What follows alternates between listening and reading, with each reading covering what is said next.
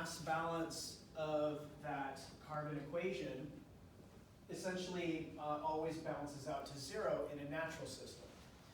So the unnatural part of this is that in the last 200 years, but especially in an increasing, I guess, rate, where the last 20 years of fossil fuel burning has been greater than the previous 20 years, which was greater than the previous 20 years, which was greater than the previous 20 years, all the way back to 200 years ago, that rate has been increasing. And as an effect of that, we are essentially intervening in what would otherwise be a natural carbon cycle. And that because we are essentially altering the proportion of the components of the atmosphere, we are enhancing the retention of heat on the planet. We also noted the difference between heat and temperature, and how in a more energized Earth with a greater amount of heat retention, you get erratic weather, which, by the way, can sometimes lead to erratic weather in both places. So all of that stuff is summarized from last time, and then we started talking a little bit about the controversies and why it is controversial. And we talked about some of the initial hypotheses that might explain the heat retention if it were not the effect of human-caused industrialization. So we talked about Milankovitch cycling as an example, and how ultimately Milankovitch cycling only goes so far in explaining the current rising trend up to a certain point that does not exceed any other rise that we have experienced in the past.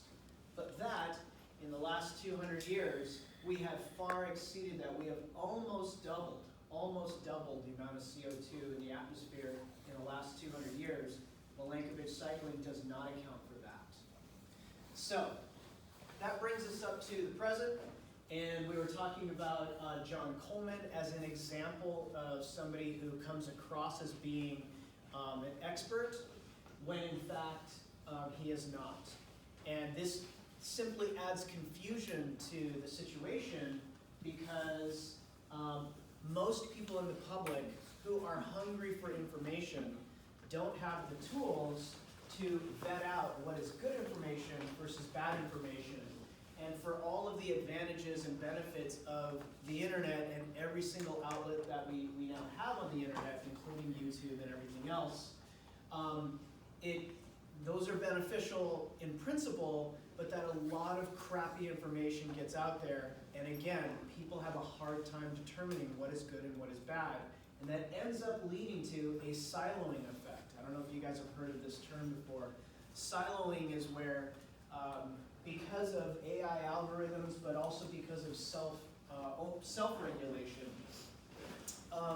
you end up landing on certain platforms or in certain data streams, and you're unaware of it. And so it simply keeps feeding back information to you that that in your mind seems correct. And it becomes a self-fulfilling prophecy. You think you're getting information, but really an AI has determined what is getting fed into your brain. And it thinks that because you keep traveling down this path, that this is what you want. It's not giving you a balanced set of information. It's giving you an algorithmically curated set of information. And that's what's really dangerous about the present day delivery of content, particularly when it comes through social media. That's my caution to you guys. I don't know, I didn't really want to go off on this tangent, but maybe I should just for a second, because it does relate to why this is so relevant. I just turned 50 years old this year. I know I don't look it, but I did. I turned 50 this year, which means that I grew up for most of my for all of my childhood in a world that didn't have this level of access. And AI was far more simple. And I sent my first email in 1995. 1995, and that was my intro. And I browsed the web for the first time in December of 1994. I know it seems like a long time ago, but my point is that I had just graduated from college. So even through college, 4 years in a university, and we didn't have the internet, and I didn't have email. So for me, the transition happened when I went from college to graduate school. Think about where you're at right now. Your entire lives you've had access to the internet and all of the platforms available to you.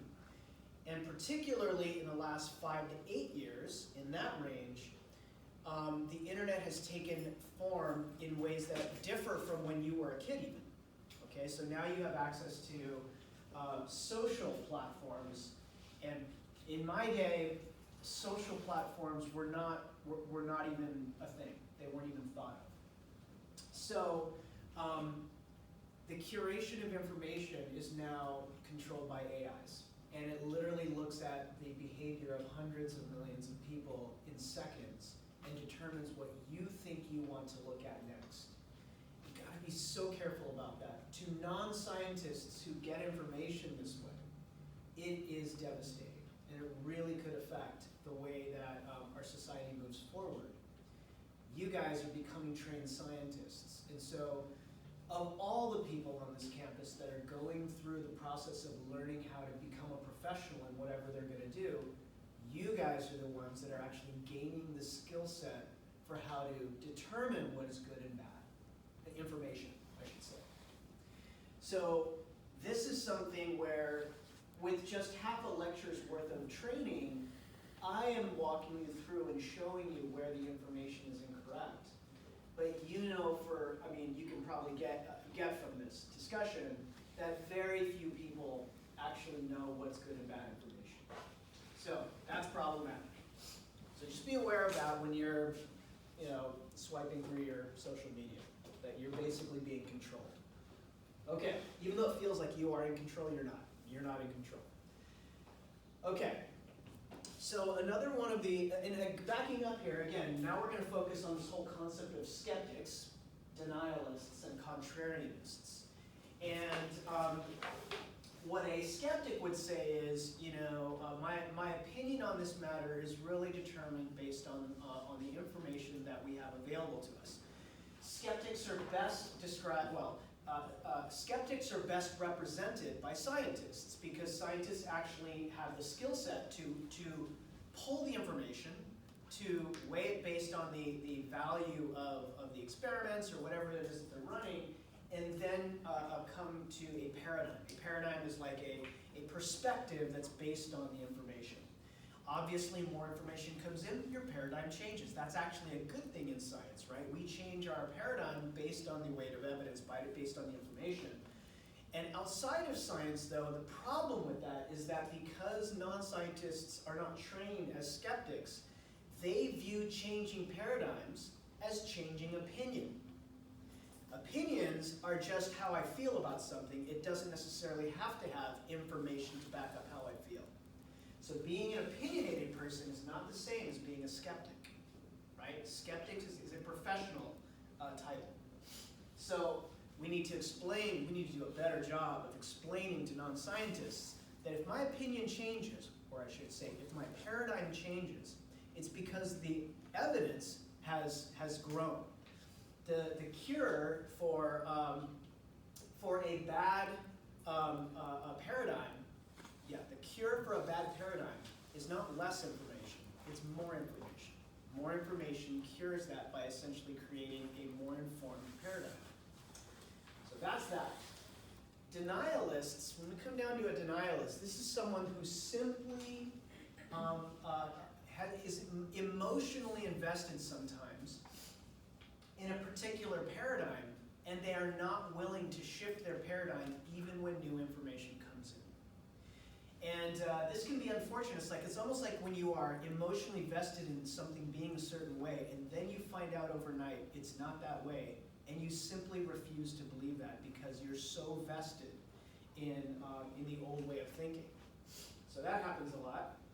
But a contrarianist is probably the worst scenario here because it's someone who understands how the paradigm should shift, but they have a vested interest in molding the paradigm to their best interest. And we brought this up last time, that essentially oil companies would be a good example of a contrarianist because oil company executives have a vested interest in people not changing their behavior, in people continuing to consume oil-based products, whether it's gasoline, natural gas, or even plastic products, which is what we're going to talk about in a little bit. But one of the things that a contrarianist would try to do is essentially obfuscate or redirect the attention of people.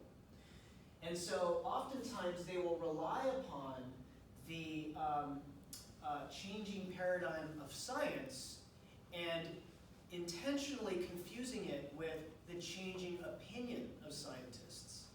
That we can't trust these scientists because their opinions are always changing, right? Not essentially distinguishing on purpose, not distinguishing the difference between how paradigms change when information changes versus my opinion is just changing. So this is an example of contrarianism.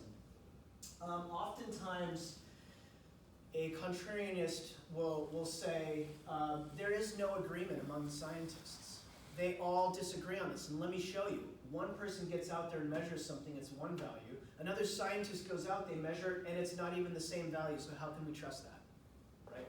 That again shows a misunderstanding of how science is conducted.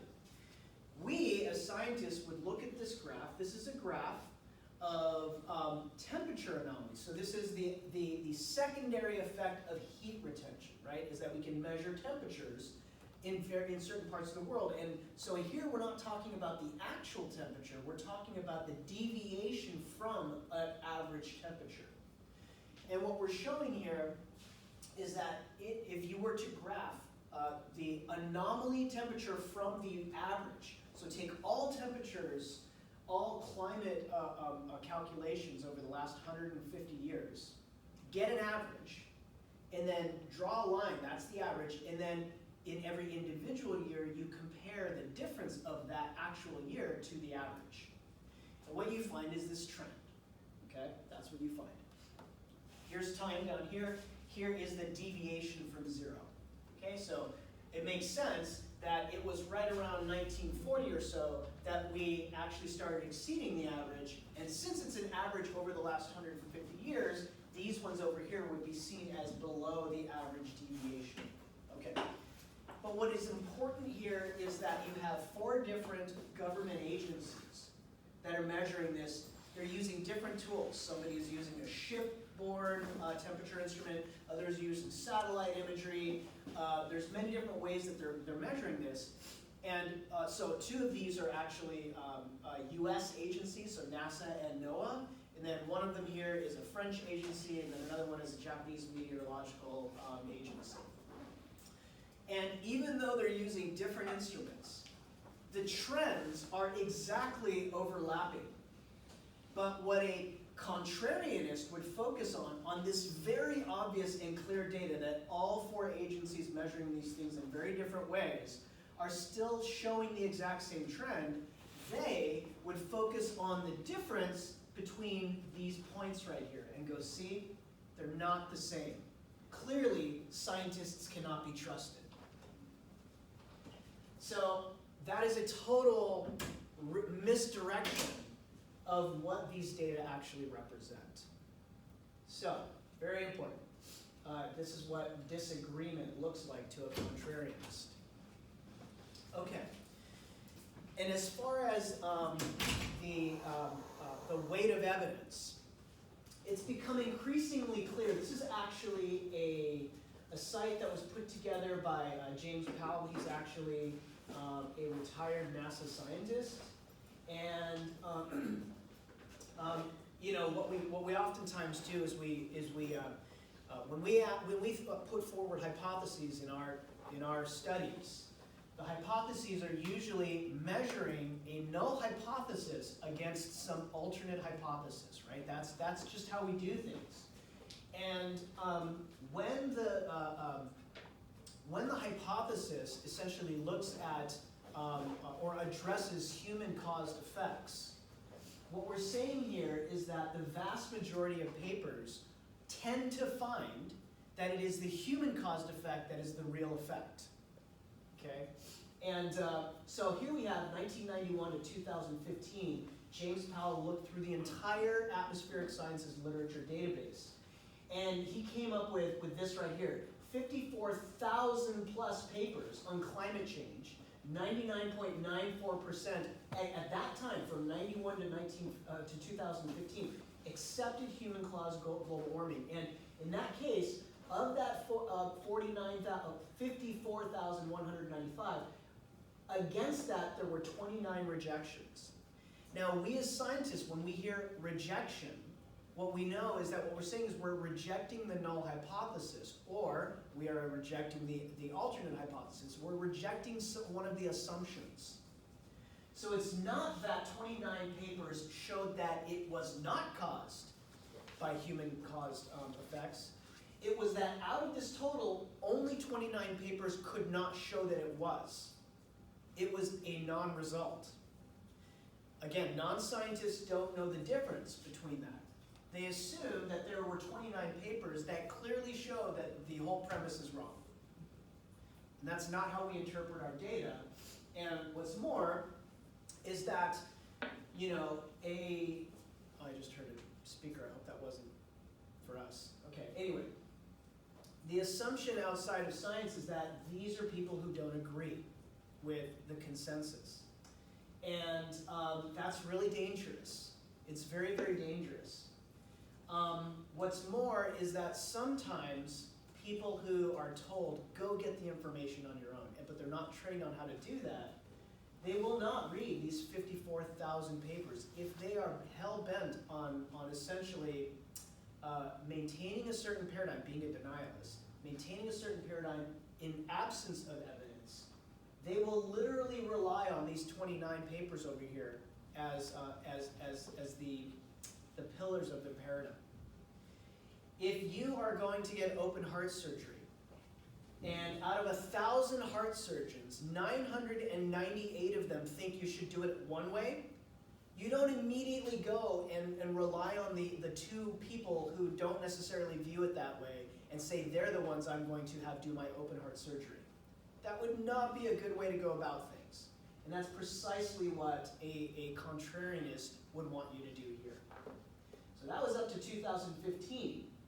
Since then, so many more papers have come out to the point where James Powell simply looks at only an individual year at a given time. So he published this paper in May of 2020, where he actually looks at so he publishes in May 2020. So he looks at all papers in 2019. 20,813 papers on climate change in 2019, and 100% of them accept human-caused global warming, 0 rejections. And you might think, oh, well, that's just bandwagon science, right? Everybody just agreeing now because the number used to be here, and everybody kind of sees where the wind's blowing. So when we do our climate science in 2019, we're just all going to agree. That is what a contrarianist would say. Einstein thought very differently, right? He thought very differently from the physics of the time. And he turned out to be right when he published all of his papers. People were like, wow, he totally changed the paradigm. Could you imagine the climate scientists that definitively carried out their experiments and in a series of publications demonstrated in really good science that in fact humans were not the cause of climate change, and that in fact it was entirely natural, and he was able to dispute in every account all of these papers? That person would be famous. They would be a Nobel Prize winner. And that has not happened. So people make names for themselves in science by demonstrating something new, not by putting out another paper that agrees with everybody else. That's not how science is done. All scientists are out there to make a name for themselves by uncovering something unknown and something new in science. We know that, but that is not what is understood outside of our walls. So it's incumbent upon us to do a better job of explaining this to our friends and family. So, yeah, anyway, this is the paper right here that came out. And, we want to be really careful even in our craft of being scientists to not cherry pick our information. This is a quote from one of my favorite politicians. This is Daniel Moynihan, who passed away about 20 years ago. He said, "You are entitled to your opinion, but you're not entitled to your own facts. And factual information is what paradigms are built on, not opinions." So that's number one. And then here's my favorite poet. This is Upton Sinclair. It's difficult to get a man to understand something when his salary depends upon his not understanding it, right? And this is something that denialists can't help themselves on. I'm getting my salary paid by this old paradigm, and when things change, it's possible my job might not exist tomorrow, right? So these are two very relevant quotes to this issue. All right, so let's look at recent climate events. Again, we can take the deviation from the average temperature, the anomaly that is different from the average. And yeah, this is the same graph as before, and the trend is in this upward direction. So here is a summary of the years when heat retention has been calculated to be the highest, and therefore the temperature that you observe on average, the temperature anomaly on average, has ranked out. So here's what it looks like. So, and by the way, this does not include 2022 because we're still in this year. So this is current as of 2021. Okay, so the hottest years on record, here's 2020. That's the hottest year right there. 16, 19, 17, 15. Look at this. 2021 is actually ranked number 6. What do you think might be contributing to the fact that all of 2021 actually ranks lower than some of these other years? It's the pandemic, right? It's the reduction in traditional industrial production, and therefore the reduction in the amount of CO2 in the atmosphere. It's unbelievable. You limit transportation, you limit, shipping, airline flights, all of that stuff, but it's still ranked number 6, right? It's amazing. Anyway, I think the take-home message here is that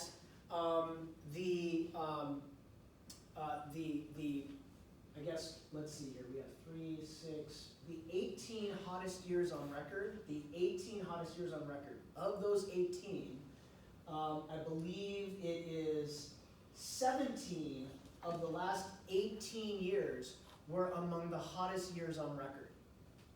It's an obvious trend weighted towards the current years.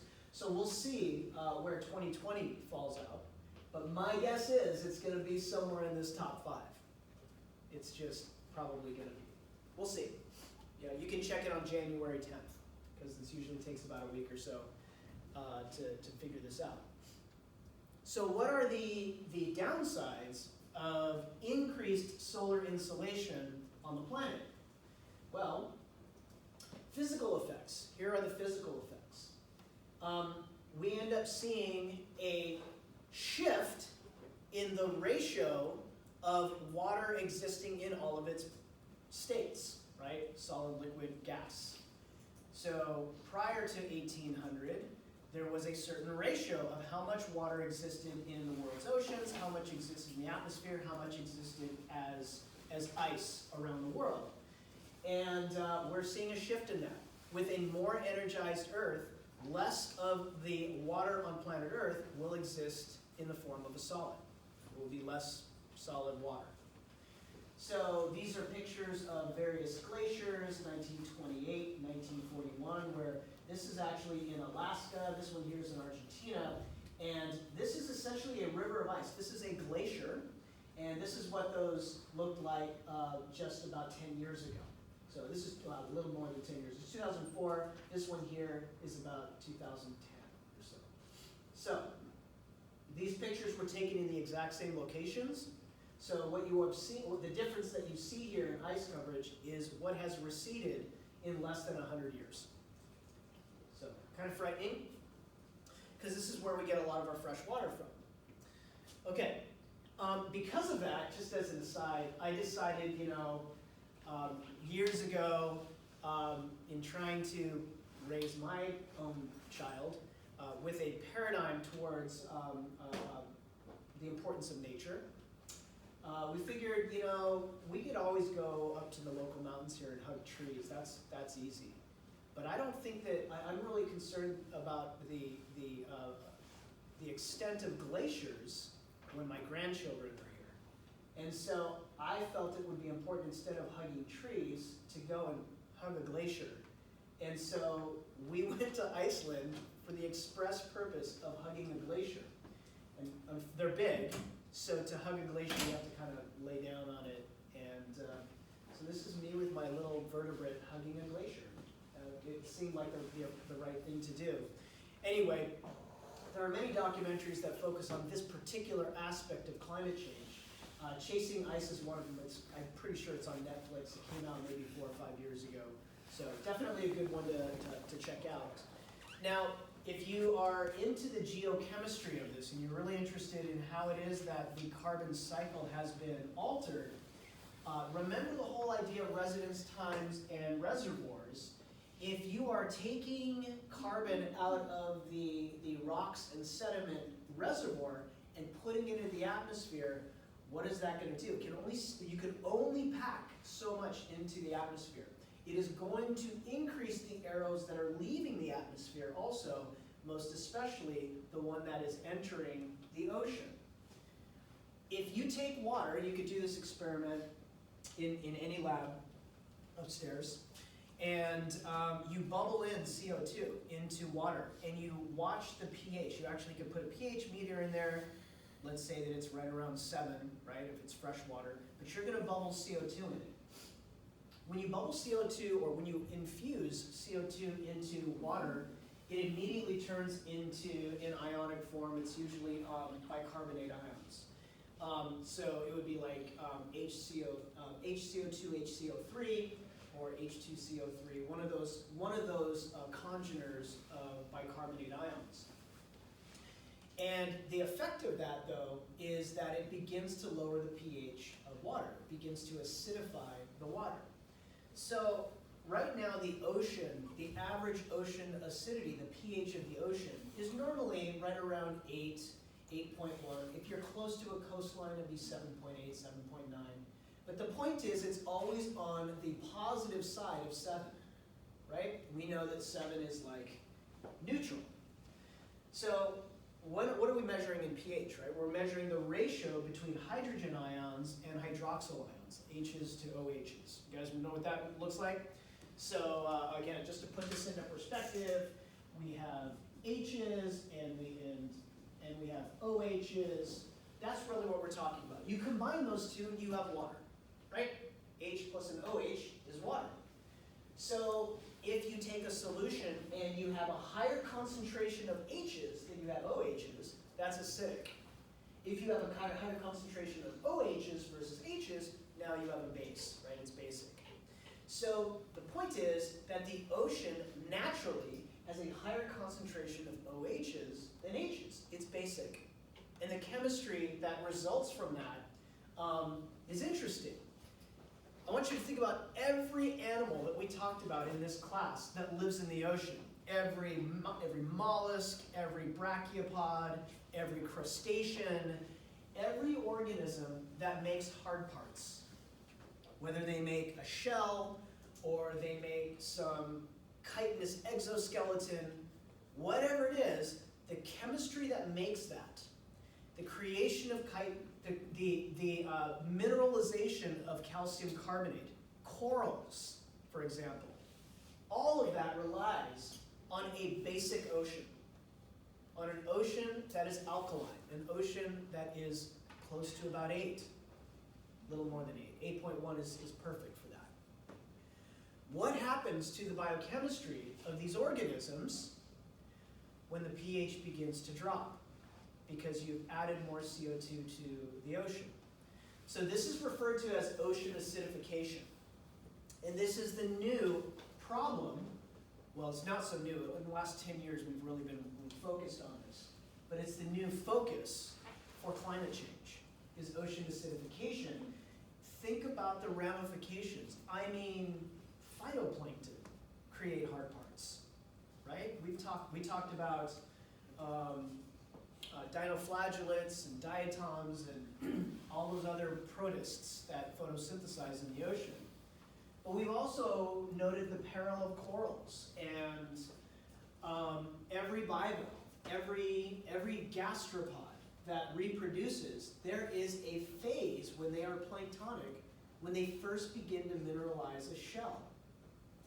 That becomes much more difficult in an acidified ocean. Now, we're not going to watch this documentary, but it's about a 25-minute documentary. Go and check it out at some point. I won't be asking you test questions on it, but the whole point is that this is a new issue, is a lowering of the pH of the ocean, because so much CO2 is entering the atmosphere and then raining out and infusing into the ocean.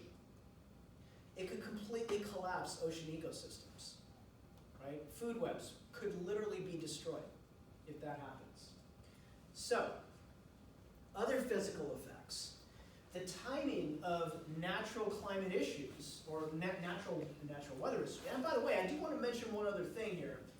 Something that gets conflated outside of science is weather and climate. And the idea outside of science, people conflate these ideas that weather and climate mean the same thing, but they actually don't. They're very, very different, right?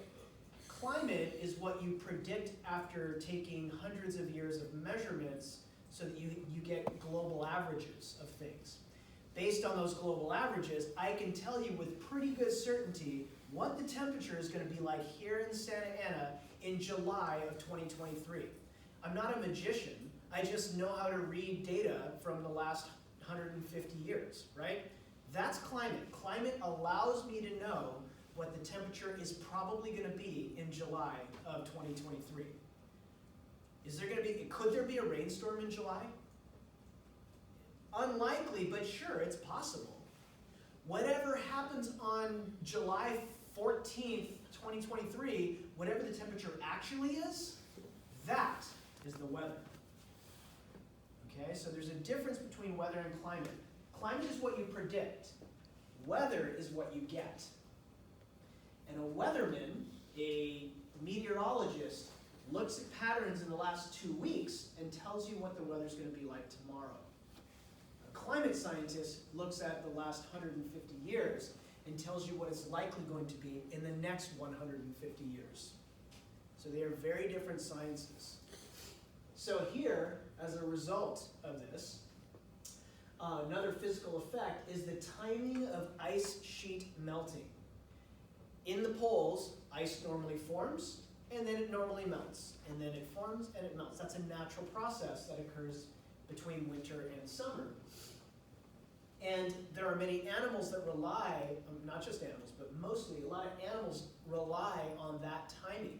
A lot of it is tied to when they migrate, when they feed, when they reproduce.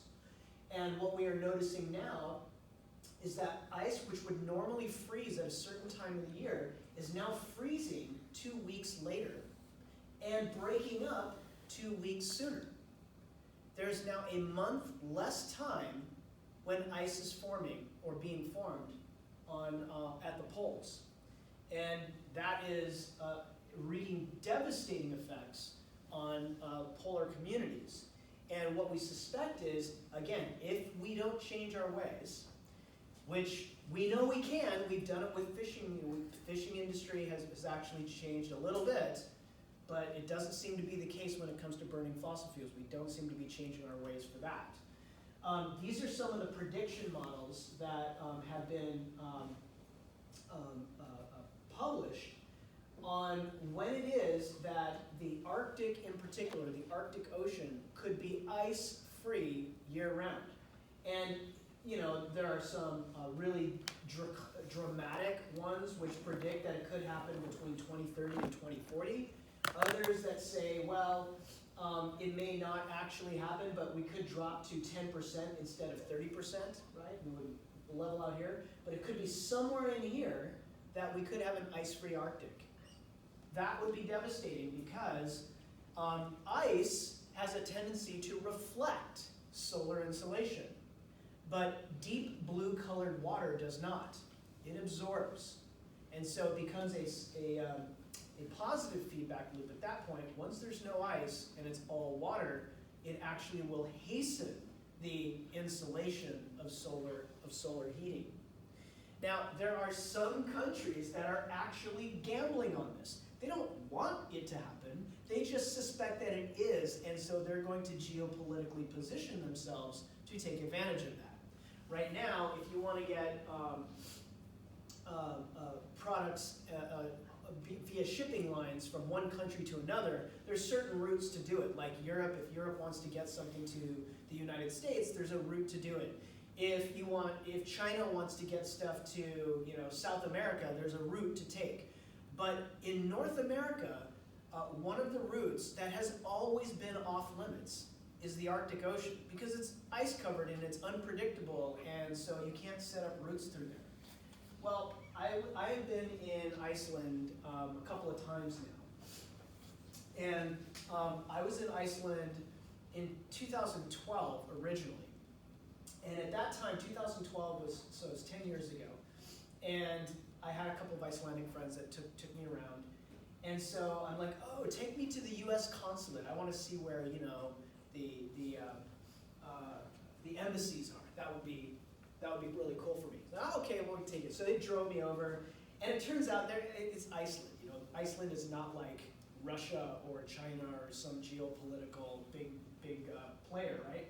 It's Iceland. The population of 300,000 people. There's more people in Anaheim than there are in Iceland, and it's a little island nation in the middle of the North Atlantic. So, what I noticed though is that it was like an office building where you walk in and there's a suite over there, there's a suite over there, and you just keep walking down, there's like suites everywhere. And so India had a suite, United States had a suite, that was it. It was like a little 3-office suite. And that's where the embassies were. It's not like a compound like you might find the US embassy in Iran, for example. Okay. Across the street there's this big building being built.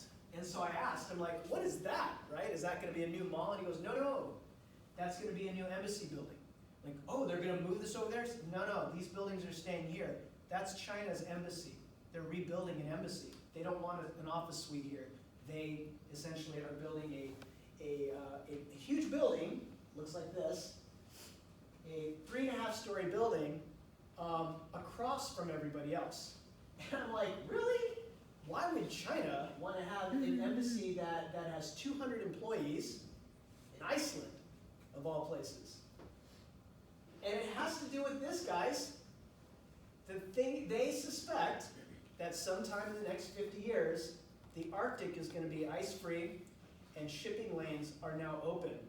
And they are going to form agreements with all of the nations that encircle the Arctic. So, they have an embassy like this in Iceland. They have an embassy like that now in Canada.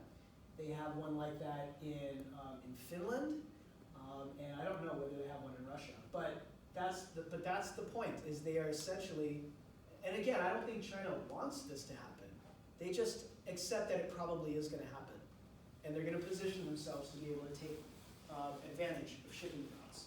Isn't that weird? So this is a picture I took in 2014. I went back 2 years later, and there it is. It's like, wow, it's a big building, right? So very cool. Well, very interesting. How about that? Very interesting. So other physical effects of a warming trend. Sea level rise, right? We mentioned this a little bit, but sea level rise from 1910 to 2010, so that's a 100-year span, sea level went up about 4 to 8 inches, depending on where you are on the planet. It differs slightly. And so what is this due to? Well, it's due to two main things. The minor thing, the thing that caused it to rise just an inch or two, is actually the melting of ice that was deposited on the land. This doesn't come from icebergs that melt, because you know how an ice cube works. An ice cube sticks up out of the water, but most of it is underwater, and when it melts, what happens to the level of your Coca-Cola? It actually stays the same, right? Because it's a buoyancy issue, right? It means that melted water occupies less space than solid water. Okay, so it comes though from when ice is on land and then melts. There it's actually adding to a volumetric thing. But it's not that's not where most of it's coming from. Most of the sea level rise is actually coming from water expansion, which is what happens when you heat any object, right? You heat anything and it expands. You don't recognize it quite so much in a glass of water because the expansion is not it's not observable by most means. But you expand that up to the volume of the world's oceans, and you add heat to that, and the expansion becomes measurable. So most of this 4 to 8 inches in rise has been due to water expansion, due to additional heat pouring into it. So there's that. What are the geopolitical consequences of this? We are creating climate refugees. There are whole island nations in the world that will no longer be existing because they are only on average, only a couple of meters above sea level. So when you add tidal exchange on that, these islands are literally not going to be inhabitable in the future. Vanuatu is the first one. You've probably never even heard of Vanuatu. It's a totally little island, South Pacific nation. And decades ago, they appealed. Number one, they attempted to sue Western nations in an international court of law, basically saying our country is not going to exist and it's your fault, not our fault. You're causing this to happen by essentially, burning fossil fuels and industrial combustion.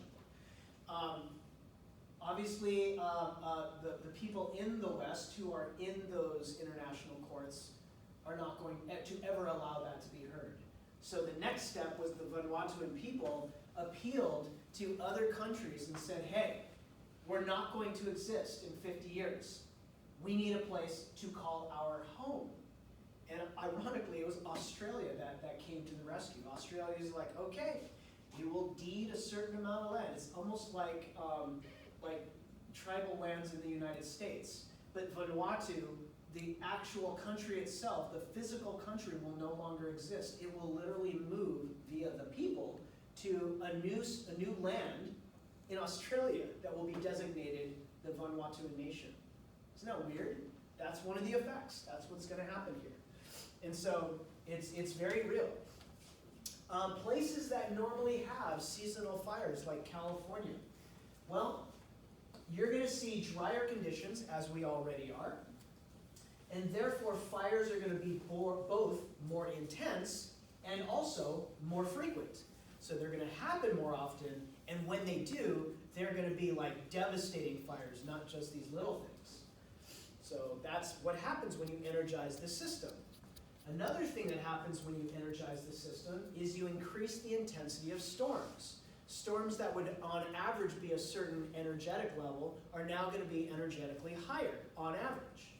And so both in its intensity and also in its frequency. And a lot of, again, a denialist might close their eyes and go, no, that can't be. I just experienced a storm, and it felt like the storm that I felt 20 years ago. As if somehow that, their feelings are data, are evidence.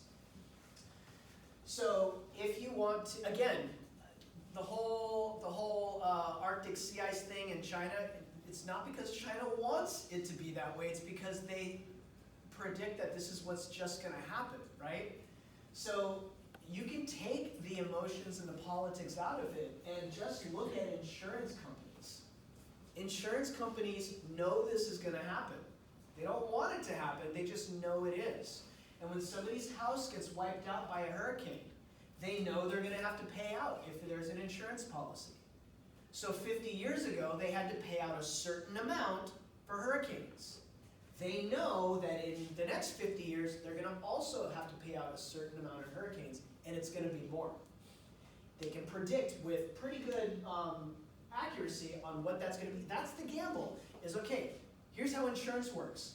We have 500,000 people all pay in, and the goal is that we use that money to do other things with, but when somebody has a problem, we have to cover them. That's what the insurance is for. As long as we have this huge pot of money, we can cover the frequency of problems, right, of floods or fires or whatever.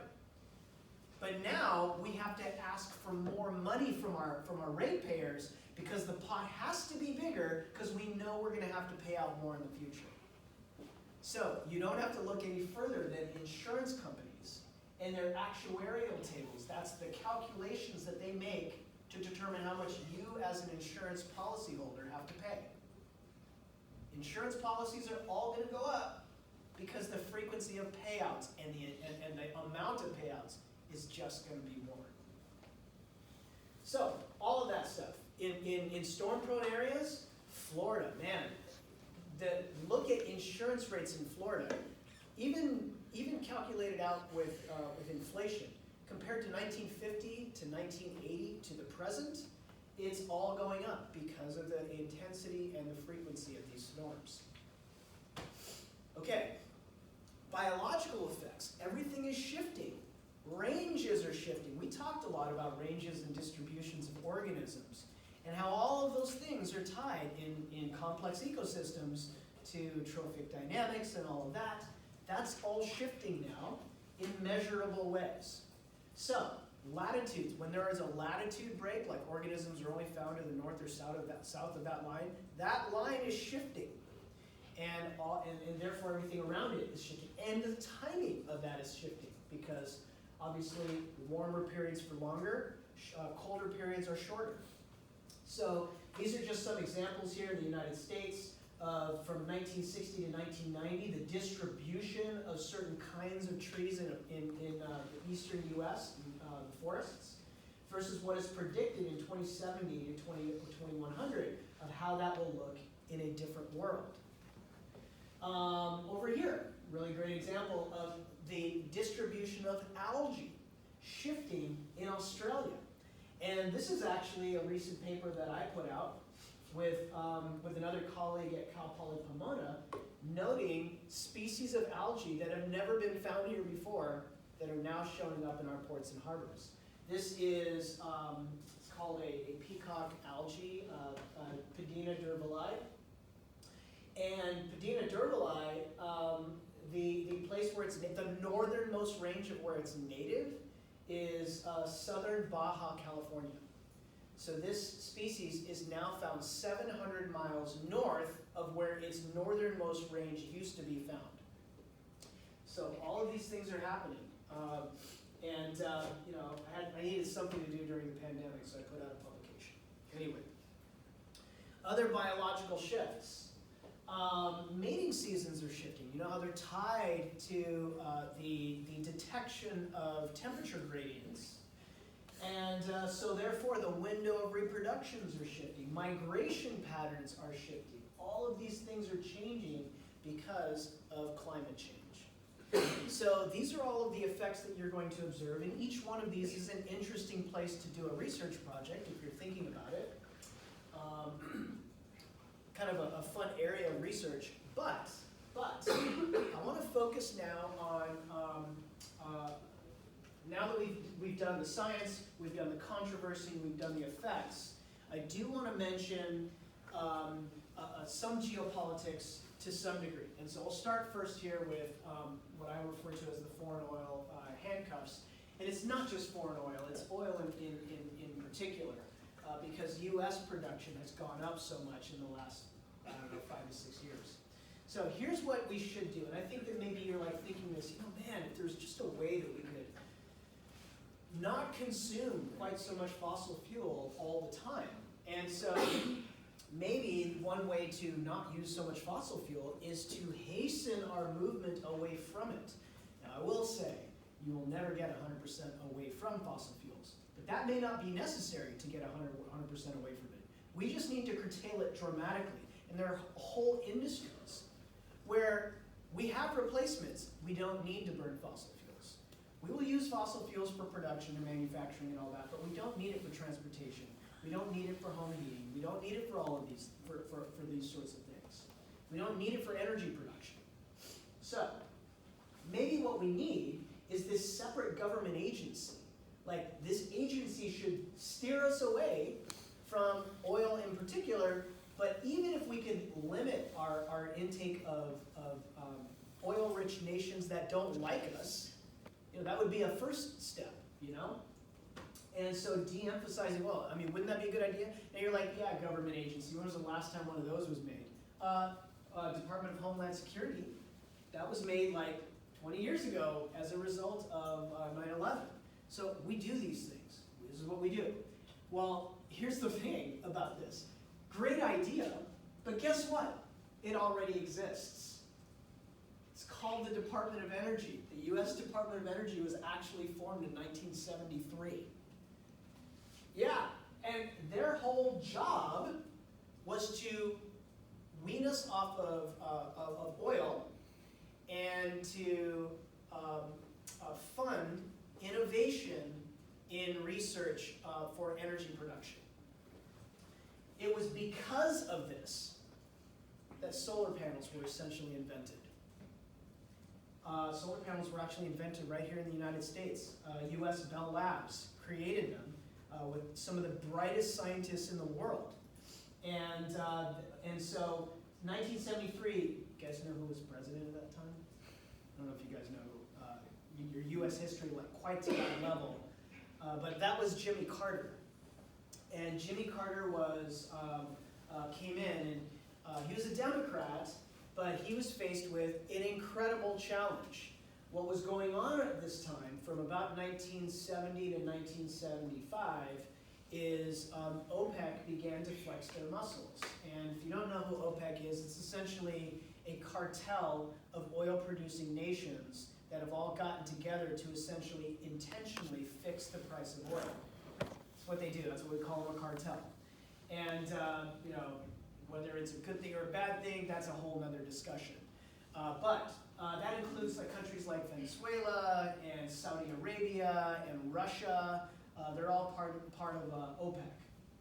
Well, OPEC said, you know what, Western nations, you don't want to follow us in our politics, you don't like what we do, that's okay. We're going to cut your oil by half. You can buy only this much oil, and by the way, it's going to cost you 2 times as much. You don't like it? Oh well, go get it somewhere else. And that's the attitude they took.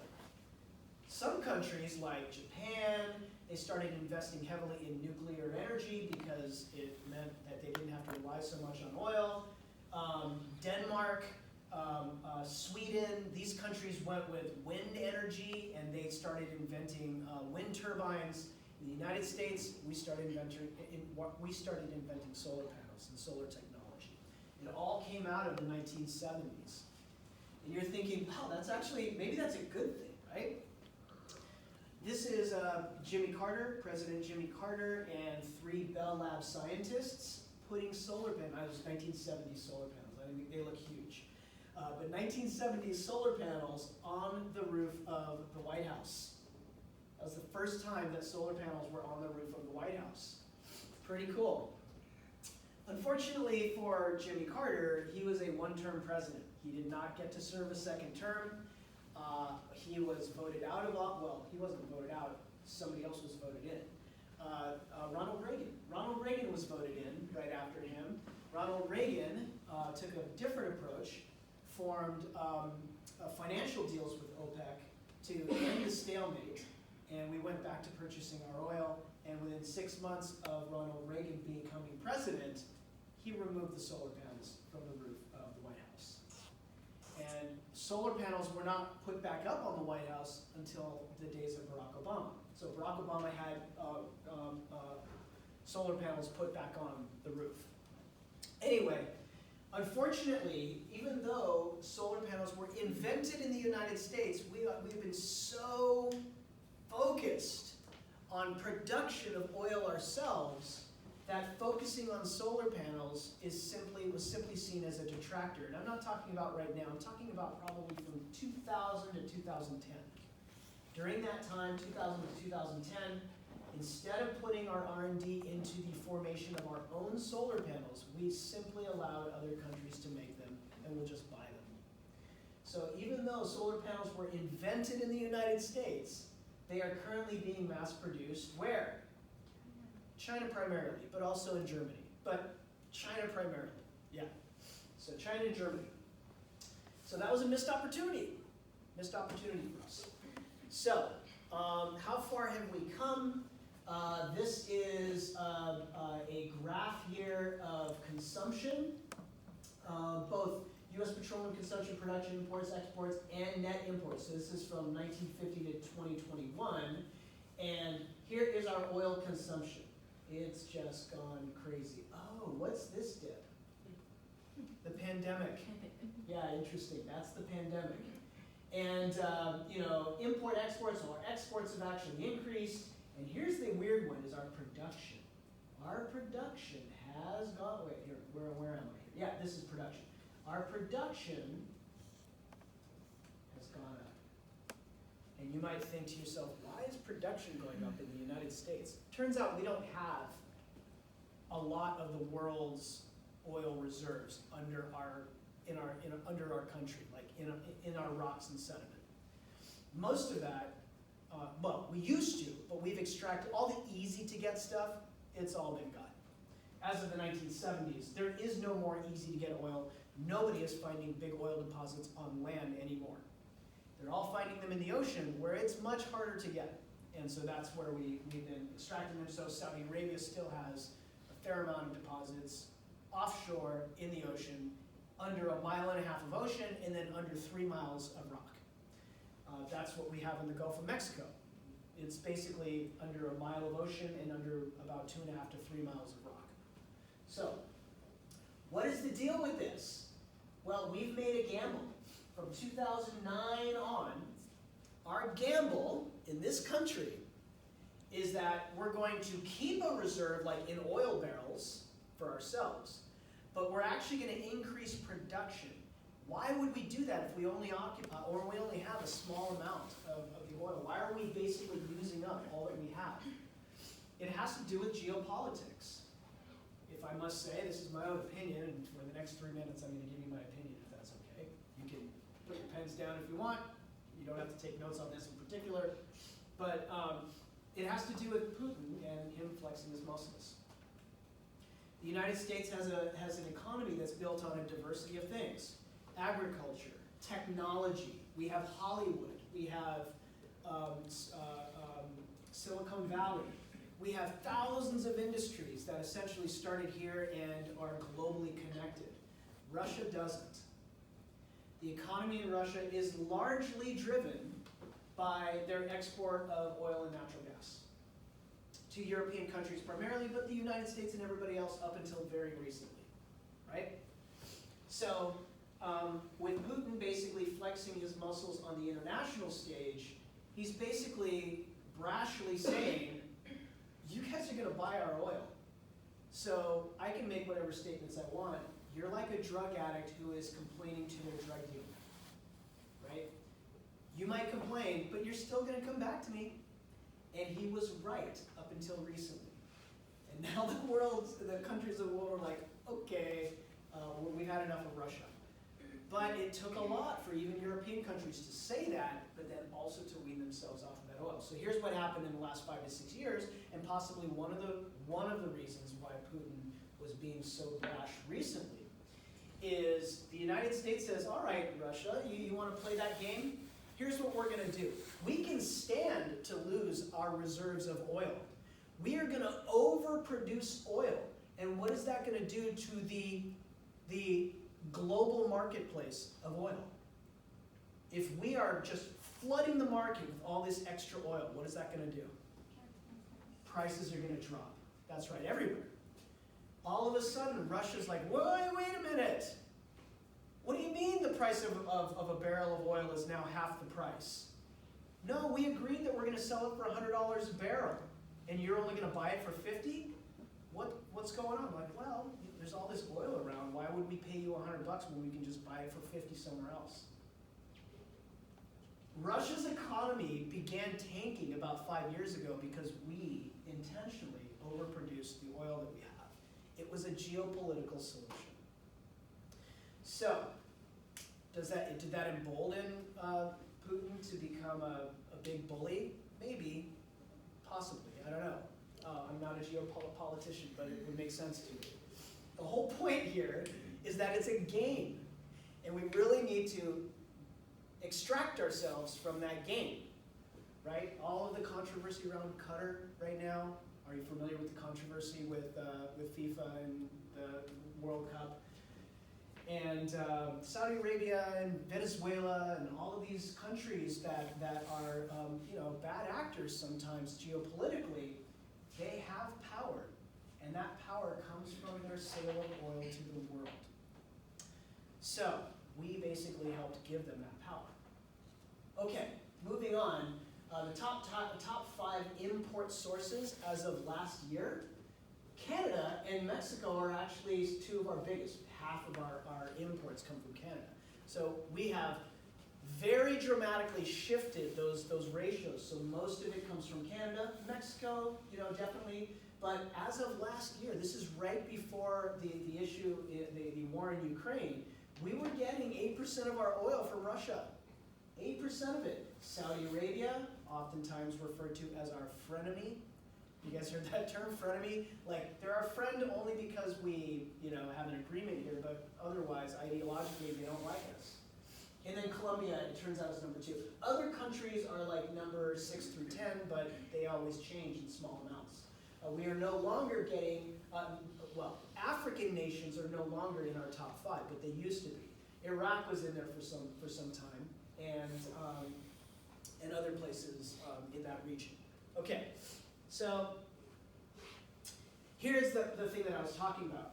Even though we had this increase in production, we only have 3% of the world's oil reserves in the ground. And yet, we require 25% of the oil demand, which means even though we're ramping up production, we still are going to import a lot of oil. It's just what's going to happen. And our energy utilization as of 2020, so this is relatively recent data, we've actually seen some encouraging news here. So petroleum is still, and natural gas still make up essentially 3/4 of our energy consumption. That can change. This petroleum part is absolutely where it needs to be dropped to close to 5 to 10% would be a better number. The rest of that can be taken by an electrified smart grid. And we're working on that. That's taking some time. Nuclear power is an interesting conversation. We can have that conversation maybe a little next week. There are some good reasons to go towards nuclear power and a few very important detractor bad reasons for doing that. Coal, this number is decreasing for the same reason that petroleum should be. Renewable energy, when I first started giving this lecture more than 10 years ago, this was 1%. It's at 12% now. Okay, that's an improvement. That's an order of magnitude increase. I hope that number continues to go up. So I'm going to end here with a discussion on the IPCC, the Intergovernmental Panel on Climate Change. It was established in 1988. It's a long time ago. We already recognized this to be a problem. In the early 80s, by 1988, we had formed this body. And every 3 to 4 years or so, they put out their new governing document that is supposed to be a synopsis of the state of things. And the last go-round, the last time that one was put out, which was almost 3 years ago now, 450 lead authors from all of these countries, from 130 countries, 800 contributing authors that are essentially providing information to those 450 authors. As you guys just did your anonymous reviews, 2,500 anonymous reviewers received the document to edit and then send it back. You can imagine the amount of effort that goes into this and how it ultimately becomes a conservative document. I don't mean that politically. I mean conservative in the sense that it's usually being very careful to understate the findings. They want it to be, they don't want to overstate. They want to try and get it to be close, like a really accurate statement, but they usually understate just to be safe. And it actually goes to member countries for their politicians to look at it first before they publish it. And yet, even after all of that, it still shows human-caused global warming and all of the major problems that we've been discussing up until now. So these are the dates when it's been updated: 2008, 2013. 2019 was the last go-around, and I do expect one to come out in 2023. So that'll probably be the next go-around. But the major findings in the 2019 report, there are a bunch of findings, but the one that I think is important to this class is they established a global carbon budget, an actual global carbon budget for the atmosphere. And what they said in this document is, based on our calculations, we feel the atmosphere can hold up to 1 trillion tons of carbon dioxide for us, and as long as we stay under that 1 trillion tons, we will not exceed a global average anomaly temperature rise of more than 2%, of more than 2 degrees Celsius. So staying under that means we stay under this. In other words, global warming is already happening. We just don't want it to get so bad that we literally start altering human existence. And that would happen once it exceeds 2 degrees C, anomalous temperature rise. The second really devastating part of this, though, is that of that 1 trillion, currently right now, there is 590 billion in the atmosphere. That's what's there. What does that mean? When you do that calculation in our head, that means how much headspace, how much extra room do you have? 410. Yeah. So 410 remaining, and 410 billion tons is a small fraction of the fossil fuel reserves that currently exist in the ground. So you gotta ask yourself, are we gonna be smart and simply burn up what we have in the ground as we continue as we are? Or are we going to manage this smartly? I sure hope it's the latter, but we'll see. Political, a lot of this is politically driven. Again, this is not a class in politics. This is the one lecture where we venture into politics a little bit. But obviously there have been very different approaches in the United States in particular. And ironically, this is an important point for you, because a lot of you were essentially born in the last 22 to 25 years. That's my guess. And so for you, the world is what you've experienced during that time. Fortunately, in my case, I've experienced it for a generation and a half longer. And in that time, I can say, and this is possibly a good thing, no one political party owns the environmental issue. It might seem that way today, and it's only because of how politics has worked out today. In the past, whether you were Democrat or Republican, everybody had a hand to play in environmental regulation and in essentially preserving the environment. 1970s, from 70 to 75, Richard Nixon was president, a Republican. It was under his administration that the Clean Water Act was signed, the Clean Air Act, the Endangered Species Act, and the Marine Mammal Protection Act. So they were put forward by a Republican president with bipartisan support from Congress. How about that, right? Teddy Roosevelt, a Republican, was the one who actually put forward the national park system and preserved much of the U.S. forest system, and now offshore.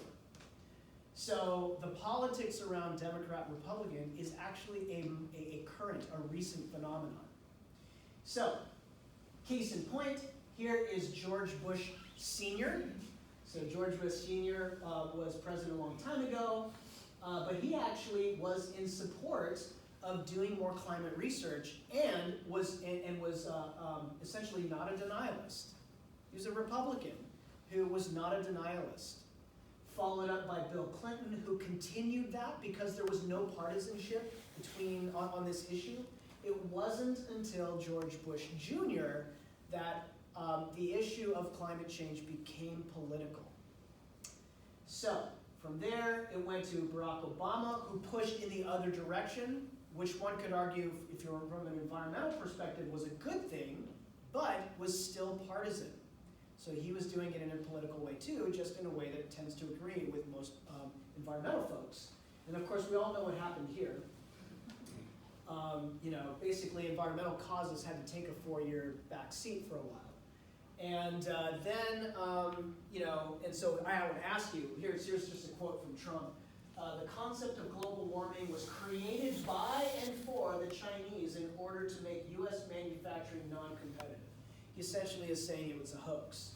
And so what I want to ask you, I don't know what your opinion is of Donald Trump, but my question to you is, based on this statement, do you feel that Trump is being a skeptic, or a denialist, or a contrarianist?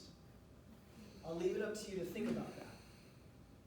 So the current administration is very different. Biden has essentially taken this more seriously than any other president has, because he's literally created a special envoy, a US special presidential envoy for climate. And so he assigned John Kerry, former Secretary of State, to be in this role. And it means that John Kerry has a seat at every table. So whether it's national defense, or budget spending, or any of these other big ticket items in the US, John Kerry gets to weigh in and say, okay, how is the environment affected by this proposal? So for the first time ever, we're actually considering climate and its effects in decision making. I don't know, we'll have to see whether or not it was truly effective to have this, but it was certainly a breath of fresh air. And so he serves on the National Security Council, all of these things. He's basically the authority over energy and climate policy. And we haven't really heard a whole lot about him because he's been able to push the issues without creating controversy in that process.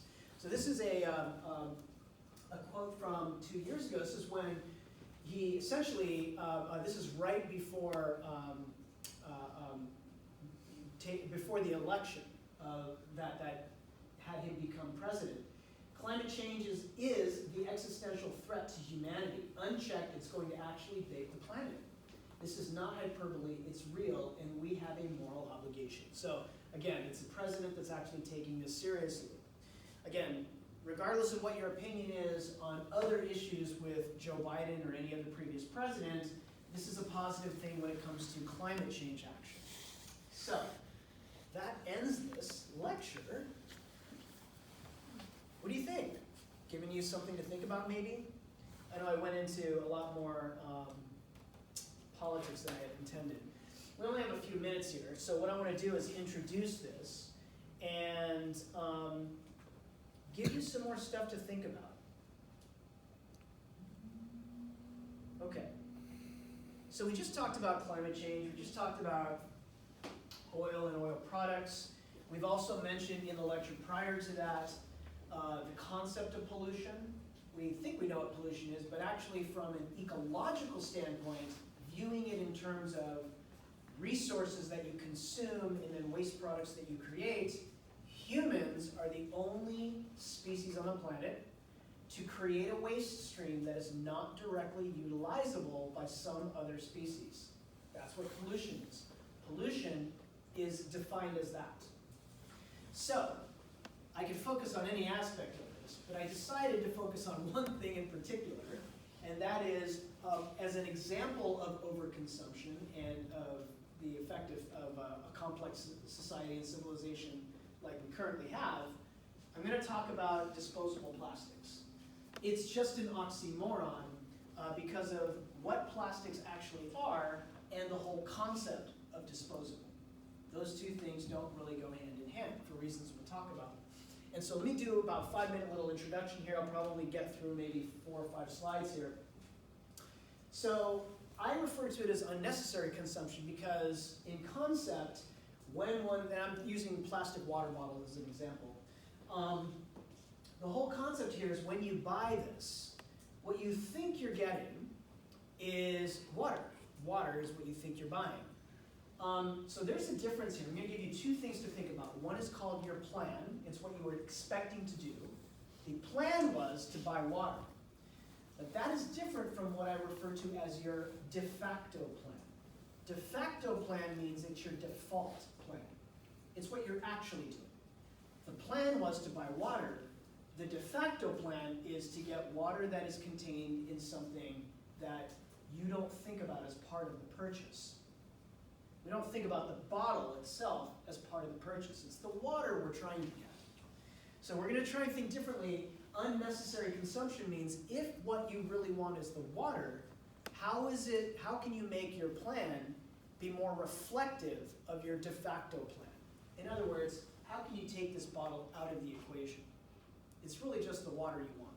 Okay, so where does this come from? How are they made? All of this is important because it turns out we have to start our journey here, right back to square one where we started the climate change lecture. Oil is where it ultimately comes from. So this is an oil platform where, as I mentioned, the ones that are currently being manufactured for oil extraction are usually in incredibly deep oceans, over incredibly deep oceans, where they have to go essentially a mile down just to get to the bottom of the ocean. They get there, now they have to drill 3 miles into the rock to get down to where the oil is. It's incredible. The technology that goes into this is actually more advanced than the technology we are currently using to send robots to Mars. It's incredible. So what is oil? Well, in order to remind ourselves of that, we have to take a trip back to the geochemical cycling lecture where, again, we're talking about carbon. So, here we go. Again, just a reminder, you've seen this slide before in the geochemical cycling lecture. It's not the animals that I want you to focus on, it's the forest back here and the green water. That's all representative of photosynthesis. And when you have photosynthesis going on for hundreds of millions of years, and then you take that forest over hundreds of millions of years, and you pile it on top of itself, grow more forest on top of it every single year, the ocean, all that phytoplankton, photosynthesis raining down and dying and going on the bottom of the ocean and accumulating, put that under heat and pressure, hundreds of millions of years, drive these guys extinct, and now you have oil under bedrock, under the ocean. The youngest oil, 800 million years old. The oldest oil, 360 million years old. That's the range where our oil comes from. It requires this amount of time to create. 80-million-year-old oil, that's kind of like what we have off of our coast in California. The 360-million-year-old oil, that's what you find in Saudi Arabia, for example. What we would call sweet crude oil, because it requires very little distillation. It's like more pure. It takes an order of magnitude more time to get it to be super amazingly pure. Okay, so you sequester it under rocks, and then you stick a oil rig on top of that and attempt to drill down into it. Now, assuming you don't have any problems with transporting this oil around, which obviously, you know, Exxon Valdez, all of these other oil spills that have happened all over the place, they happen. Let's assume you don't have that happen this time. We're going to get that oil and ship it to a refinery. This uses a basic organic chemistry concept of fractal distillation. If you have ever taken OChem, you know what that means. If you've not taken OChem, basically you take this raw crude oil and you pour it into a big cylinder like this, and you put heat underneath it. You basically apply energy underneath, and it causes all of the light stuff to rise to the top, and the heavy stuff essentially sinks to the bottom. So way up here, you get like jet fuel, automotive gasoline, that sort of stuff. Down below, you get like asphalt and tar that falls out. In the middle right here is the grade of oil that is used in plastics manufacturing. And this is how we get all of our petroleum products, is essentially in this fractal distillation process. And the plastics industry takes this, and they undergo this organic chemistry process, which is proprietary, so I don't actually know what it is. I can't share it with you. You have to go and work for them to know what the formula is and how they do it. But they create these pre-plastic pellets that are referred to as nurdles. Essentially, it's paraxylene. Paraxylene, or which is turned into polyethylene terephthalate, PET, which you might have heard of. PET is on the back of your water bottle. It says that right on there. But these are referred to as nurdles. So nurdles are pre-plastic that essentially are used. You can add color to them.